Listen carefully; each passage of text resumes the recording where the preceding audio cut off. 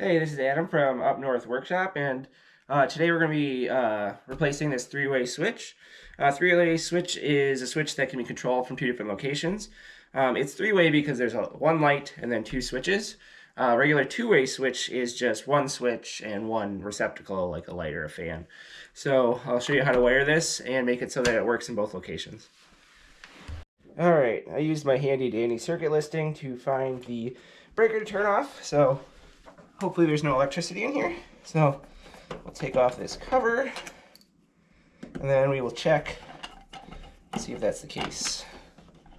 The light does not turn on, so that's a good sign. Yep, looks like we do not have any electricity in there. So let's go ahead, pull out this switch. Alright, we're going to take a look at this. So, with a three-way switch, you're going to notice that there are more wires than in a regular two-way switch. We have a common, a hot, and a traveler wire. Alright, let's take a look at the wiring here. So, kind of the way that this works are these two wires here are called traveler wires, and they actually go back to the other switch. So that's how they can kind of control each other. And then one of these wires, likely this one, is what is actually going to the receptacle or to the power source. So one switch will get the power, and then one will go to the receptacle. Right above me is the light there, so I am assuming that this one is likely going to the receptacle. You can see when I pulled this out, this is not grounded, so I am going to try to put a little pigtail on that and then ground this switch since this is just dangling here. So it looks like this was backstabbed. I'm going to have to cut these wires out, rewire them to the new three-way switch.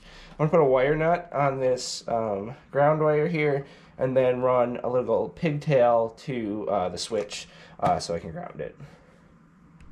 Alright, so I actually grabbed a Wago connector. So this is similar purpose as a wire nut, except you kind of push the wire in and you don't have to twist it.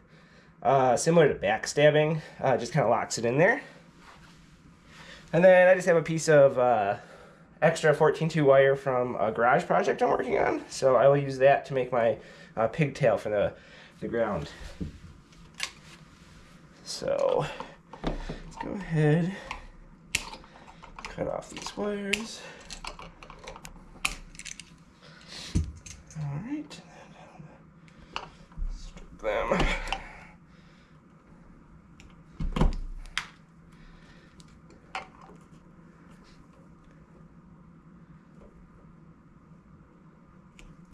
All right.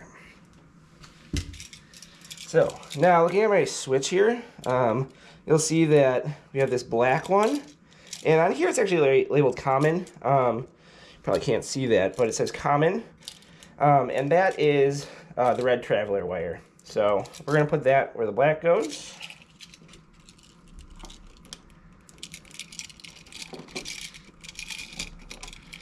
Under the bottom, because it's on the right side here, and when we twist we want it to lock in. I think what I'm actually going to do after this is set up my pigtail before I go too crazy.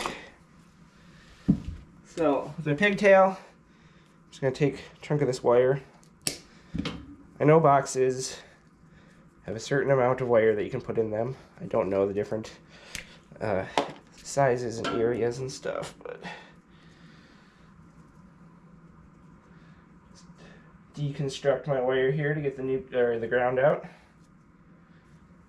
And then I can see I just have a little chunk of ground. I'm going to press the Wago onto the one in the box. Okay, that's in there. You can see it locks on. And now push my pigtail in there. And now you can see pigtail's locked in, and I have more wire to work with. Push that in there, and I'm actually going to wire up the ground.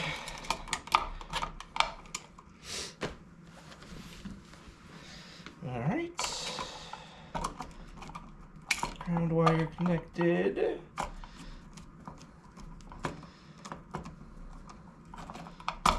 All right, ground's connected. Now, let's hook up our other side of the Traveler.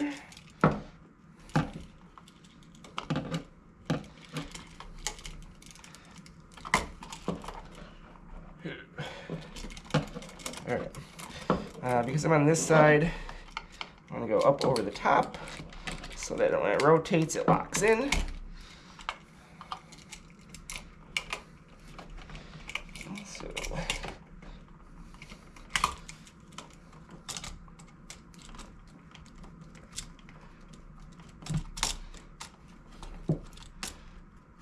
All right, that is wired on that side, and then finally, I'm going to take the load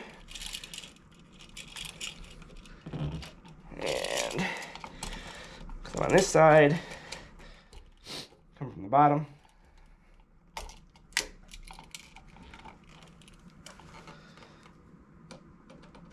So that when I rotate, it locks it in.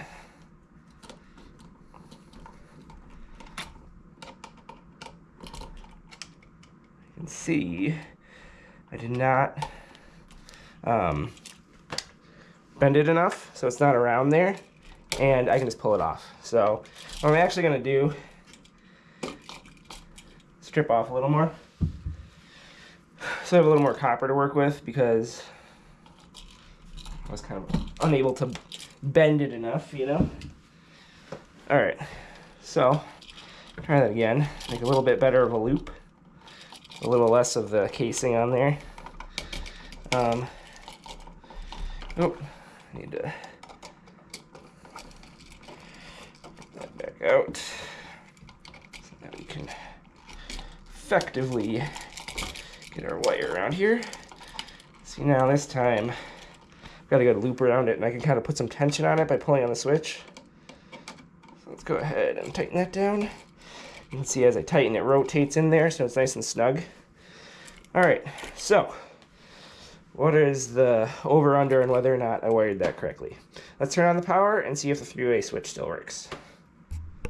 All right, I did wire it wrong. So the Travelers need to be on the same color. So you'll notice that this orange or yellow matches the same on the other side for the two Travelers, and the common, which goes to the light, is actually what is on this black screw. And if you look at the switch I took out, it's the same way. Black screw had that white wire with the black on it, and then the black and red go to a gray and gray. So I fixed it, and now it works. I actually shocked myself because I forgot to turn the power off when I was messing with the switch, so always double check that. I'm shaking a little. So to test this, you can see that it's on right now. I'll walk over to the other switch. You can see it works there. Now you want to put it in the other position and then walk over to the other switch again to make sure it works still. So that means that the three-way interaction is working. Let's put this back in the wall and cover it up. Double checking the electricity this time.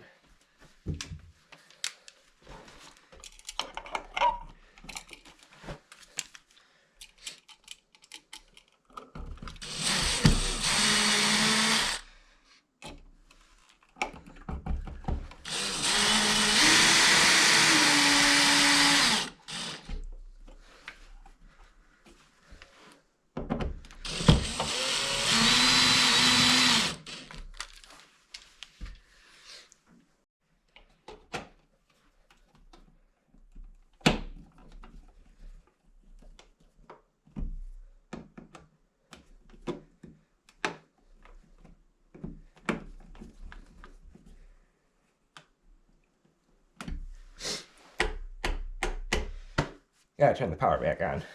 There we go. Functional three-way switch. My new paddle switch. I only messed the wiring up once, and I only shocked myself once. So I would say it's a success. what I would say is always use your voltage tester before you touch any wires.